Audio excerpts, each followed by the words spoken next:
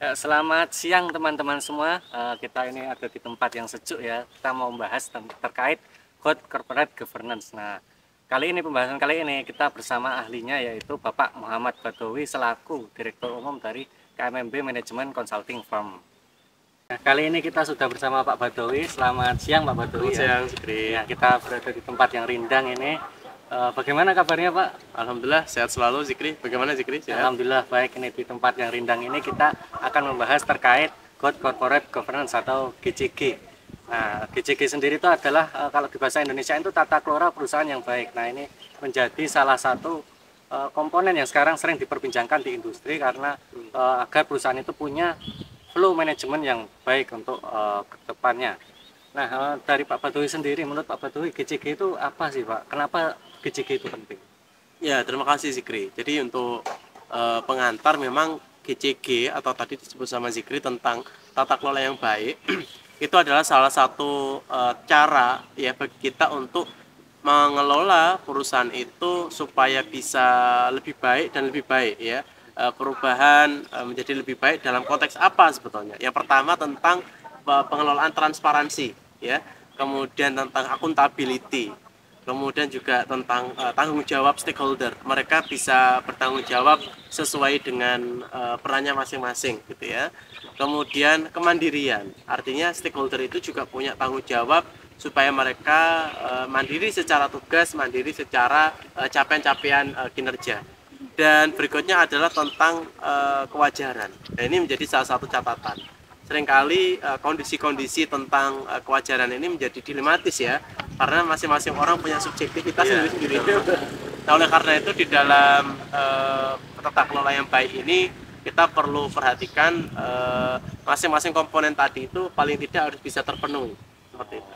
Oke. Nah, jadi kurang lebih ada 5 komponen ya Pak dari GCG itu. Yang pertama ada transparansi, yang kedua ada akuntabel, yang ketiga tanggung jawab, yang keempat kemandirian, dan yang terakhir yang paling penting juga kewajaran gitu ya Pak. Nah, tadi kan kita sudah membahas ya Pak tentang GCG itu komponennya apa aja gitu. Nah, terus gimana sih Pak langkah pertama yang harus dilakukan untuk menerapkan GCG tersebut?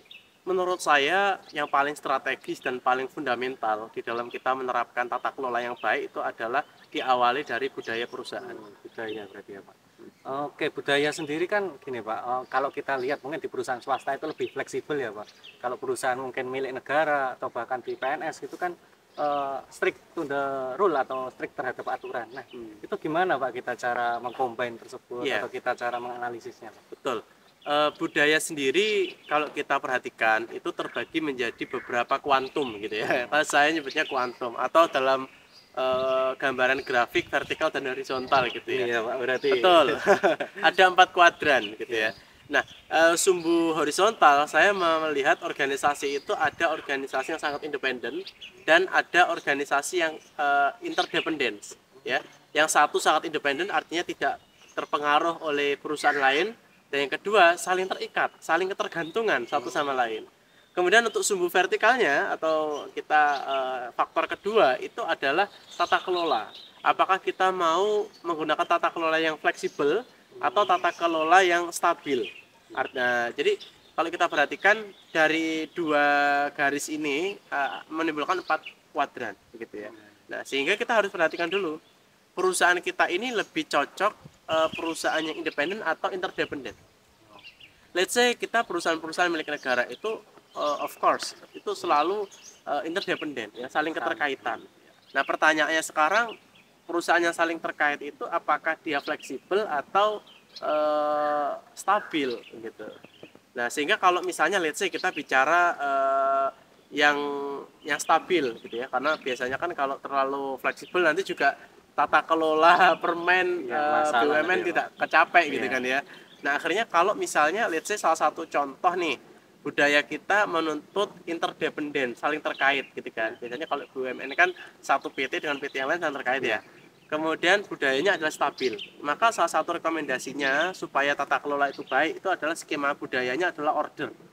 Nah, jadi skema order yaitu adalah bagaimana kita bisa memuaskan siapa buyer kita.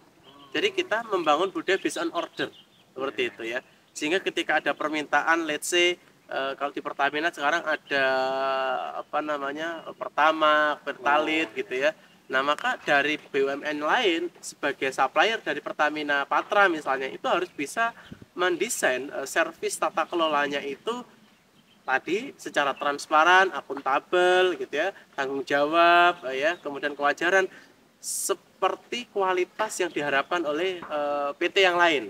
Nah, dan itu selalu polanya sama. Ya makanya stabil. Polanya sama. Nggak mungkin kan kita hari ini jualan minyak bahan bakar kemudian besok kita jualan emas misalnya. Nah, ini kan beda lagi, tidak fleksibel.